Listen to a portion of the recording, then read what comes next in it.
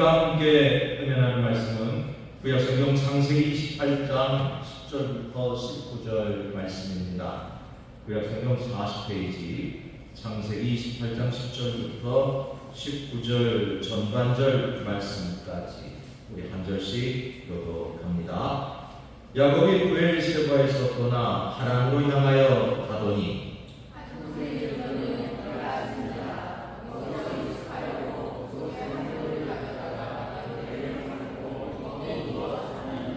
꿈에 본즉 사닥다리가 땅 위에 서 있는데 그 꼭대기가 하늘에 닿았고 또 본즉 하나님의 사자들이 그 위에서 오르락 내리락 하고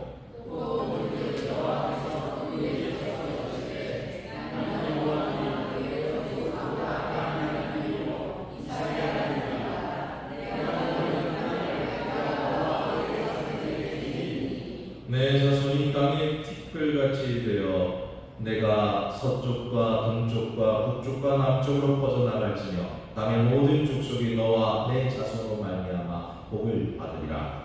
내가 너와 함께 있어서 내가 어디로 가든지 너를 지키며 너를 이끌어 가는 곳으로 데려가리라.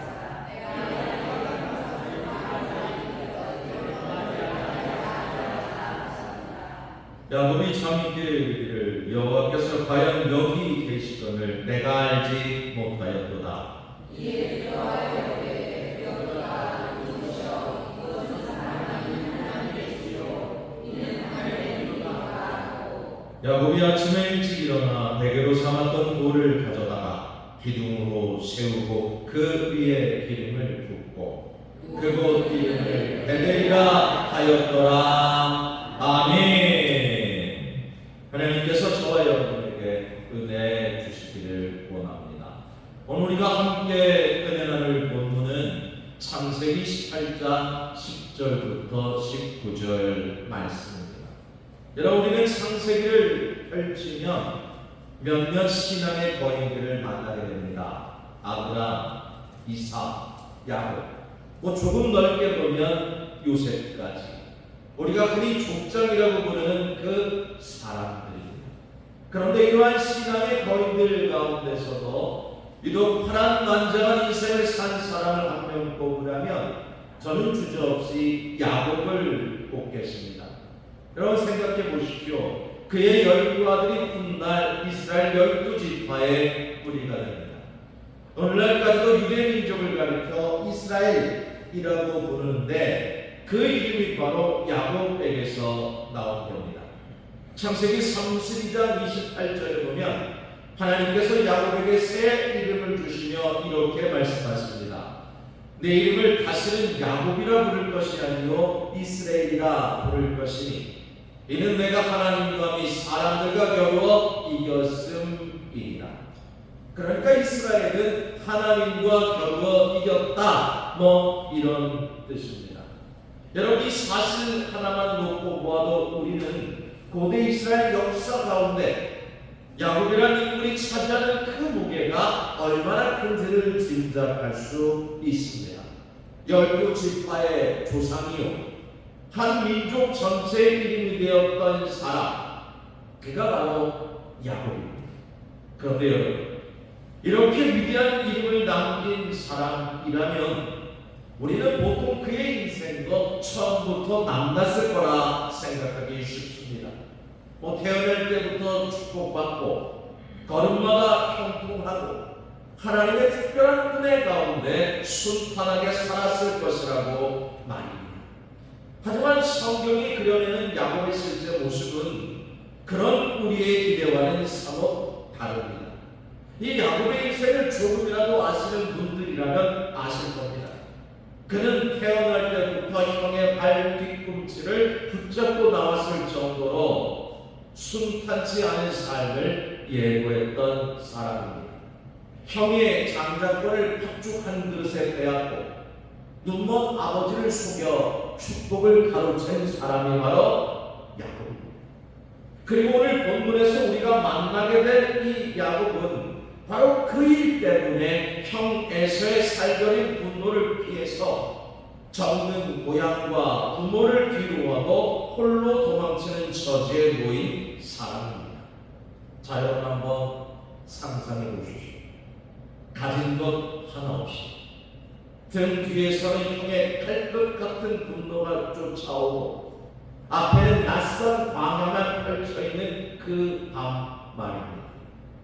이스라엘이라는 위대한 이름을 받게 될 그 사람이 오늘 본문에서는 돌베개를 메고 광야 한복판에서 홀로 잠을 청하는 그야말로 인생의 밑바닥의 자리에 서 있는 겁니다.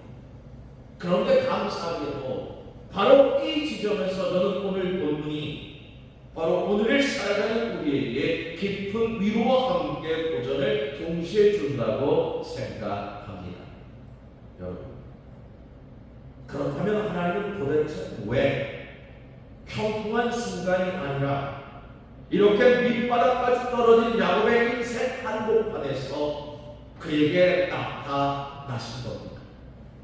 그리고 그날 밤 돌베개를 메고 잠든 야곱에게 도대체 무슨 일이 일어났기에 그가 잠을 깨어난 뒤 그 자리를 가리켜 이곳이 다름 아닌 하나님의 집이요 하늘의 문이로다라고 고백하게 된 겁니까? 오늘 시간 저는 여러분과 함께 바로 야곱의 그 밤 속으로 함께 걸어 들어가 보려고 합니다. 꼭 지금 이 시간 인생에서 가장 낮고 외로운 자리에 서 계신 분이 계시다면 바로 오늘 본문이 바로 여러분을 위한 그 말씀이 될 줄 믿습니다. 자, 이제 오늘 본문을 한번 보시죠. 오늘 본문 10절에 보면 이제 야곱은 브엘세바를 떠나 바단 아람의 지역 하나로 가고 있었다고 기록되어 있습니다. 이 브엘세바는 가나안의 최남단 야곱의 고향입니다. 하나는 메소포타미아 서쪽 도시로 어머니 리브가의 친정이 있는 곳입니다. 그러니까 그 거리는 자그마치 700-800km 정도가 됩니다. 뭐 굳이 요즘으로 치자면 그 산티아고 순례길의 풀코스 정도 되는 거리라고 합니다. 빨리 걸으면 20날, 천천히 걸으면 한 달이 걸립니다. 그러면 그는 왜 그 먼 길을 떠난 겁니까? 앞서 말씀드린 것처럼 형 에서의 축복을 가로챈 죄로 형의 분노를 피해 지금 그는 도망치는 길이었습니다. 그리고 이 길 뒤에서 도모했던 것은 어머니 리브가였습니다. 어머니 리브가는 예전부터 들어왔던 그 형제 비극, 그러니까 가인과 아벨의 이야기가 혹시 자신의 아들들을 통해 다시 재현될까는 두려움에 에서가 야곱에게 해를 끼칠까 염려되어 사랑하는 아들을 자기 친정으로 피신시키려고 했던 겁니다. 야곱은 부모님의 규형을 한 몸에 받았던 어쩌면 껌딱지처럼 어머니 곁에 떠나지 않았던 도련님이었습니다. 그런 그가 하루아침에 허허벌판으로 내던져진 신세가 된 것입니다. 그러기 전 본문은 그 모습에 집중합니다. 바로 그 형을 피해 떠난 지 3, 4일쯤 되던 어느 날 밤이었습니다. 야곱은 들판에서 하룻밤 머물길 곳을 찾다가 적당한 크기의 돌 하나를 베개 삼아 두었습니다. 그 밤 그는 무슨 생각을 했겠습니까? 쏟아지는 그 별빛을 바라봤겠습니까? 아니면 어둠 속에서 들려오는 짐승의 소리에 귀를 기울였겠습니까? 그에게는 그런 낭만적인 시간이 아니었습니다. 앞날에 대한 두려움으로 다른 생각을 일전하지 못하는 그야말로 두려움의 시간이었습니다. 아니 어쩌면 후회했을지도 모릅니다. 그러지 말걸. 괜히 형을 건드렸다가 내가 이렇게 고생하고 있구나. 아마 그런 후회를 하고 있었을지도 모릅니다. 그런데 그만 그가 꿈을 꿉니다. 땅에서부터 하늘까지 닿는 사닥다리가 보였습니다. 하나님의 사자들이 그 사닥다리를 오르락내리락 하고 있었습니다. 그리고 곧 이어 하나님께서 친히 야곱에게 나타나 말씀하십니다. 나는 여호와니 너의 조부 아브라함의 하나님이요 이삭의 하나님이라. 내가 누워있는 땅을 내가 너와 내 자손에게 주리. 지금 야곱이 누워있는 그 땅은 훗날 하나님의 집이란 뜻의 베델로 불리게 됩니다. 아브라함과 이삭에게 내려온 약속이 바로 지금 이 자리에서 도망자 신세가 된 야곱에게 이루어진 겁니다. 자손이 이 땅의 티끌처럼 많아질 것이며 온 땅의 족속이 야곱과 그 자손으로 말미암아 복을 받으리라는 그 약속에 더하여 하나님 거기다가 야곱의 개인을 향해서도 말씀하십니다. 내가 어디를 가는지 내가 너를 지킬 것이며 너를 이끌어 이 땅으로 돌아오게 할 것이며 내가 너를 떠나지 아니하리라. 여러분 생각해 보십시오. 지금 야곱의 처지가 어떻습니까? 그는 지금 노숙하고 있는 산거지입니다. 이 산거지가 된 야곱에게 지금 저런 말씀이 쉽게 믿어지겠습니까? 하나님의 축복과 약속은 쉽게 믿어지지 않았습니다. 지금 야곱을 사로잡고 있는 그 생각은 과연 내가 외가에 무사히 도착할 수 있을까? 이것도 확실하지 않았고 그렇게 도착한다고 해도 그들이 과연 자기를 환대할까? 이것도 모르는 상황이었습니다. 그야말로 생존의 위기 앞에 놓인 처지였습니다. 그런 상황에 어떻게 꿈속에서나마 이런 하나님의 축복과 약속을 그가 떠올릴 수 있었겠습니까? 사실 오늘 본문은 거기에 대해 자세하게 설명하지 않습니다. 미루어 짐작해 보건대 아마도 그는 이미 고향 집에서 특히 그가 그토록 따르던 어머니 리브가에 대해서 하나님의 축복, 하나님의 약속에 관해 수없이 들었을 겁니다. 여러분 이겁니다. 바로 여기에서 우리가 놓치지 말아야 할 중요한 진리가 하나 있습니다. 바로 가정에서의 신앙 교육이 얼마나 중요한지 말합니다. 야곱 자신도 미처 의식하지 못하는 사이에 이 말씀은 이미 그의 영혼 깊은 곳에 새겨져 있었던 겁니다. 평소에는 잊고 지내다가 인생의 가장 낮은 자리, 가장 위태로운 순간에 그 말씀의 꿈을 통해 다시 들려온 것입니다. 그리고 이 약속은 한 야곱 사람에게 머물지 않고 오늘 우리에게까지 이어지는 겁니다. 내가 너를 떠나지 아니하리라. 여러분 이것은 야곱에게만 유효한 것이 아니라 지금 이 자리에 앉아 계신 성도분들에게도 여전히 유효하다는 것입니다. 꿈에서 깨어난 야곱은 이렇게 고백합니다. 여호와께서 과연 여기 계시거늘 내가 알지 못하였도다. 자, 여러분 생각해 보십시오. 과연 여기 계시는데 내가 알지 못했다. 아주 단순한 한마디의 고백이지만 이 고백 안에는 우리가 평생을 두고 곱씹어야 할 진리가 담겨 있다는 사실입니다. 먼저 하나님이 여기 계시다는 사실입니다. 여기서 말하는 여기라는 곳은 단지 야곱이 누워있던 그 자리만을 가리키는 것이 아닙니다. 근본적으로 모든 곳 하나님은 무소부재하십니다. 계시지 않는 곳이 없는 분이십니다. 우리는 흔히 착각합니다. 하나님이 특별한 장소, 특별한 시간에만 계신다고 생각합니다. 그래서 심지어 예배당을 두고 성전이라고 부르기도 합니다. 그러나 여러분, 이미 오래전에 예루살렘 성전은 무너졌고 이제 이 땅에 그런 의미의 성전은 없습니다. 예배당은 그저 우리가 함께 모여 예배드리는 자리일 뿐입니다. 여호와께서 바로 여기 계시다는 야곱의 고백을 따르면 들판도 성전이 되고 우리의 일상이 펼쳐지는 모든 자리가 곧 성전이라는 겁니다. 그리고 또 한 가지 놓치지 말아야 할 것입니다. 야곱이 바로 여기에 계신 하나님을 알지 못했다는 사실입니다. 이상하지 않습니까?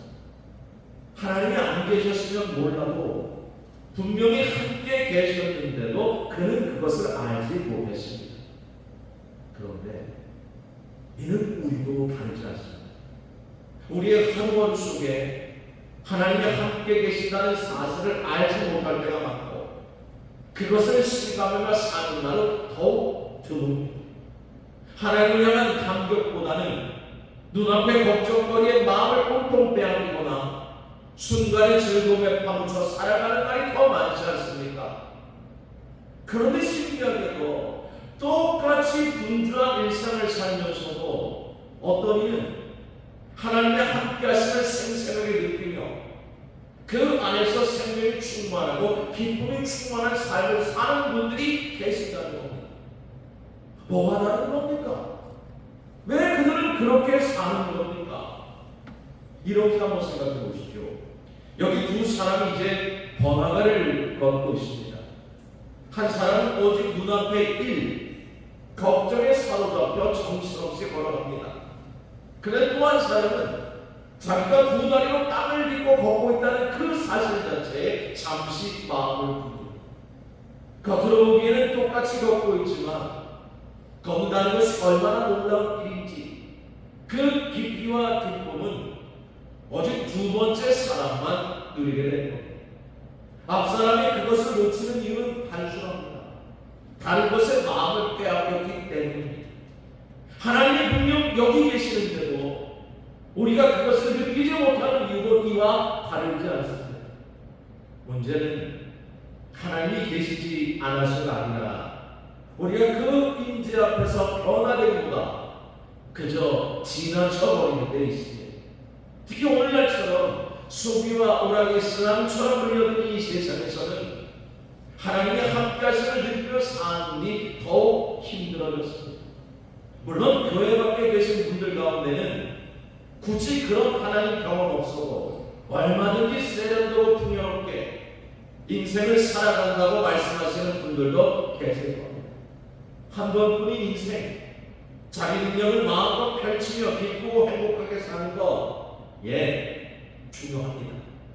하지만 안타까운 것은 그분들이 마치 경험하지 못한 어떤 깊이가 있다라는 사실입니다. 예수님의 비유에서 나오는 것처럼 큰 잔치에 초대를 받고도 땅을 샀다, 소를 샀다, 장가간다는 이유로 그 잔치에 가지 못하는 사람들이 있다는 겁니다. 좋습니다. 그렇다 칩시다. 그러면 우리가 일상에서 몰두하는 여러 즐거움과는 질적으로 전혀 다른 기쁨의 차원, 소위 큰 잔치 같은 하나님의 경험을 여러분은 맛보셨습니까? 그래서 늘 그 초대에 응하는 마음으로 살고 계십니까? 야곱은 여호와께서 여기 계셨는데 자기가 미처 알지 못했다는 사실을 고백한 다음에 곧바로 어떤 특별한 감정에 사로잡힙니다. 이것이 바로 하나님을 참으로 경험한 사람에게 나타나는 영적 반응입니다. 17절 말씀을 한번 보십시오.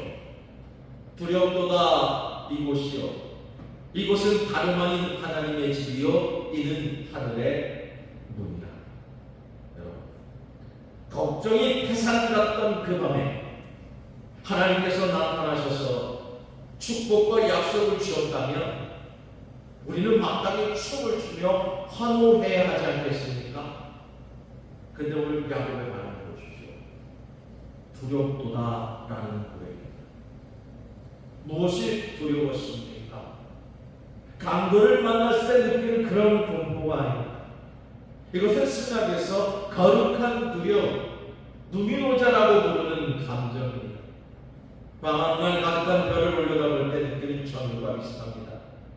태양에서 가장 가까운 별도 3광년이나 떨어져 있다고 합니다. 그런 별들이 수천억 개가 모여 하나의 은하수를 이루고 그런 은하수가 또 우주 안에 수천억 개가 있다고 합니다. 이렇게 광대한 세계 앞에 서면 우리는 저절로 숨이 멎는 듯한 경외와 전율을 느끼게 됩니다. 이런 경탄과 두려움은 비단 밤하늘 앞에서만 일어나는 것이 아닙니다. 우리의 지극히 평범한 일상 속에서도 얼마든지 찾아올 수 있습니다. 여러분의 자녀 혹은 손자, 손녀를 처음 안았던 그 순간을 한번 떠올려 보십시오. 작은 몸, 꼭진 손가락, 그리고 세상에 처음으로 터뜨렸던 그 울음소리, 그 순간 느꼈던 감정을 뭐라 표현하시겠습니까? 생각해 보십시오. 얼마 전까지만 해도 존재하지 않던 한 생명이 어느 날 갑자기 눈을 뜨고 숨을 쉬고 울음을 터뜨립니다. 손톱 하나, 속눈썹 하나까지 완벽하게 갖춘 채로 말입니다. 의사도 산모도 그 누구도 그 순간 정확히 무슨 일이 벌어지고 있는지를 온전히 다 설명하지 못합니다. 세포 하나가 나뉘고 또 나뉘어 심장이 만들어지고 눈이 만들어지고 마침내 하나의 인격이 태어나는 그 과정 자체가 우리가 다 헤아릴 수 없는 신비입니다. 그렇습니다. 세상의 모든 생명이 이렇게 신비를 품고 있습니다. 이 세상이 어째서 아무렇지도 않게 이렇게 존재하는지, 그 무릎을 끝까지 붙들고 들어가는 사람은 누구든 놀라고 두려워하며 경탄할 수밖에 없는 겁니다. 하나님을 믿지 않는 의사나 과학자들도 갓난아이를 받아 안는 순간만큼은 저마다 그런 신성한 떨림을 경험합니다. 그리고 그 궁극적인 것을 향한 말씀은 결국 종교적인 것입니다. 그리고 여러분, 이런 거룩한 두려움을 경험한 사람에게는 반드시 한 가지 깨달음이 있다. 바로 자기가 얼마나 작고 연약한 존재를 절감하게 되는 겁니다. 누가복음 5장에 보면 이제 예수님께서 갈릴리 호수에서 처음으로 제자들을 부르시는 장면이 나옵니다. 거기 보면 훗날 베드로라 불리게 될 어부 시몬에게 예수님이 말씀하십니다. 깊은 데로 가서 그물을 내려 고기를 잡아라. 그때 시몬의 대답을 들어보십시오. 선생님, 우리들이 밤이 새도록 수고하였으되 잡은 것이 없지만 내가 말씀에 의지하여 그물을 내리겠습니다. 그리고 그 그물을 내리자 찢어질 듯한 많은 고기가 잡혔습니다. 그때 시몬 베드로의 대답을 기억해 보십시오. 뭐라고 했습니까? 시몬? 아싸, 신난다, 많이 잡았다. 아니었습니다. 주여, 나를 떠나소서. 나는 죄인입니다. 이상하지 않습니까? 우리 같으면 요즘 바로 대박이 났으니까 주님 감사합니다. 내가 주님 때문에 대박 났습니다. 이렇게 말하는 게 자연스러울 것 같은데 베드로는 갑자기 자기가 죄인이라고 그래요. 그는 평생 물고기를 잡아온 소위 베테랑 어부였습니다. 그런 그의 눈앞에서 자기의 모든 경험과 지식으로는 도저히 설명할 수 없는 일이 벌어진 겁니다. 그때 그는 느꼈을 겁니다. 소위 자기가 전문가라고 느꼈던 그 경험이 얼마나 초라한지 그는 느꼈을 겁니다. 그리고 그 느낌 후에는 두려움이 찾아왔을 겁니다. 그리고 그 두려움 앞에서 자신이 죄인임을 고백할 수밖에 없었던 겁니다. 어떤 분들은 이 이야기를 그저 고기가 많이 잡혔다는 사실에만 주목을 합니다. 하지만 성경은 그 이야기를 하고 싶은 것이 아닙니다. 우리가 잘 아는 오병이어의 기적도, 물이 포도주가 된 사건도 마찬가지입니다.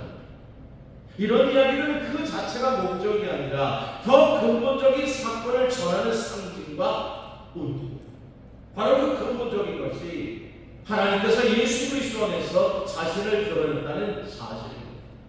이 사실을 깨닫고 나중에 베드로가 뭐라고 고백합니까? 마태복음 16장에 보면 주는 그리스도시요 살아계신 하나님의 마치 오늘 야곱이 하나님께서 과연 여기 계시건을 내가 알지 못했다라고 고백하는 것처럼 제자들 역시 예수님 안에서 하나님을 경험했던 겁니다. 그래서 예수님의 탄생 이야기에는 임마누엘, 하나님이 우리와 함께 계시다라는 이름이 붙은 겁니다. 혹 이렇게 물어보실 수도 있을 겁니다. 예수님이 하나님의 아들이라는, 하나님과 함께하는 분이라는 사실을 대체 무엇으로 증명할 수 있냐고 말입니다. 부활의 증거를 대라고 말입니다. 그런데 여러분, 이런 종류의 일들은 수학적인 증거가 없습니다. 예수님의 부활을 과학적으로 증명하거나 반증할 수 있는 사건이 아닙니다. 그저 증거가 있다면 그것은 오롯이 제자들의 순전한 경험입니다. 요한복음 1장에 보면 어느 날 빌립의 친구 나다니엘을 예수님께 빌립이 데려옵니다. 그때 나다니엘이 처음으로 예수님께 이렇게 말합니다. 나사렛에게 무슨 선한 것이 날 수 있느냐. 아주 회의적으로 말했습니다. 그런데 나중에 그가 예수님을 직접 만난 뒤에는 이렇게 고백합니다. 라비요, 당신은 하나님의 아들이십니다. 당신은 이스라엘의 임금이십니다. 그러자 예수님께서 나다니엘에게 이렇게 말씀합니다. 하늘이 열리고 하나님의 사자들이 인자 위에 오르락 내리락 하는 것을 보라. 보십시오. 이것이 바로 야곱이 베델에서 경험했던 그 하나님의 경험이 지금 예수 그리스도 안에서 완성되었다는 선언입니다. 그리고 여기서 또 한 가지 꼭 짚고 넘어갈 것이 있습니다. 하나님을 경험했다는 것, 믿음이 있다는 것이 곧바로 삶의 변화로 이어지는 것은 아니라는 사실입니다. 여러분, 이렇게 한번 생각해 보십시오. 같은 헬스장에 다니면서도 몸이 달라지는 사람이 있고 몇 년을 다녀도 그대로인 사람이 있습니다. 같은 기구, 같은 시간, 같은 음악을 듣고 같은 땀을 흘리는데도 결과는 다릅니다. 왜 그럽니까? 헬스장이 이상한 겁니까? 그 기구가 잘못된 겁니까? 아닙니다. 어떤 사람은 운동을 마치고 헬스장을 나서면서 오늘 흘린 땀만큼 자기 몸이 달라지기를 기대합니다. 그 사람 스스로에게 이렇게 말합니다. 오늘 운동했으니까 이건 먹으면 안 돼. 오늘 운동했으니까 저건 하면 안 돼. 운동이 삶의 전체로 이어지는 겁니다. 근데 어떤 사람, 그 사람은 정반대로 헬스장을 나섭니다. 오늘 한 시간의 운동이 남은 일주일의 나감을 정당해 주기를 바랍니다. 운동했으니까 이거 먹어야지. 운동했으니까 이거 해야지. 똑같은 헬스장, 똑같은 시간, 똑같은 땀인데 한 사람에게는 운동이 삶을 변화시키는 힘이 되고 어떤 이에게는 삶을 정당화하는 핑계가 된다는 겁니다. 이 말씀을 왜 드리냐면 신앙도 다르지 않습니다. 같은 교회를 다니는데 왜 인생이 달라집니까? 같은 성경을 읽고 같은 기도를 하고 같이 예배를 드리는데 왜 어떤 이는 하나님을 향한 믿음이 있고 기적을 향한 믿음이 있는데 왜 어떤 에게는 그것이 없는 겁니까? 하나님의 잘못 아닙니다. 성경의 잘못도 찬송의 잘못도 아닙니다. 헬스장이 사람을 변화시키는 것이 아니라 헬스장을 대한 그 사람의 태도가 삶을 변화시키듯 믿음도 저절로 우리의 삶을 변화시키지는 않습니다. 어떤 사람은 그 믿음이 자기 삶을 변화시키게 합니다. 하지만 어떤 사람은 그 믿음을 오히려 자기 삶을 정당하는 데 사용합니다. 나는 믿음이 있으니까, 나는 예배를 드렸으니까 그렇게 말하면서 정작 삶은 달라지지 않는 겁니다. 여러분, 제가 여러분께 질문드리고 있습니다. 예수 그리스도를 통해 하늘이 열리고 천사들이 오르락내리락 하는 그 놀라운 세계를 경험하셨냐고 물어봤습니다. 그리고 그로 인해 영원 깊은 곳에서 두려움과 떨림을 느껴보신 적이 있냐고 물었습니다. 내가 죄인임을 깨닫고 겸손히 고백해서 본 적이 있냐고 물었습니다. 그리고 그 경험이, 그 고백이 여러분의 삶을 실제로 변화시키고 있습니까? 아니면 그저 여러분의 신앙생활을 정당화하는 핑계로만 남아 있습니다. 사랑하는 성도, 야곱이 도망자 신세로 골뱅이를 메고 누웠던 그 자리가 하나님의 집이 되고 하늘의 문이 되었듯이 지금 여러분이 서 있는 그 평범한 자리, 우리의 가정, 일터, 그리고 오늘 하루의 걸음도 하나님께서 함께 하시는 거룩한 자리인 줄 믿습니다. 무엇보다 우리의 평범해 보이는 그 일상 속에서 오늘도 아무도 예측 못할 그 놀라운 사실이 조용히 일어나고 있다는 사실을 부디 잊지 마십시오. 여호와께서 과연 여기 계십니다. 오늘 이 예배당에, 그리고 이 예배를 마치고 돌아가실 여러분의 삶의 모든 자리에 하나님께서 친히 함께 하시기를 주의 이름으로 축원합니다. 우리 시간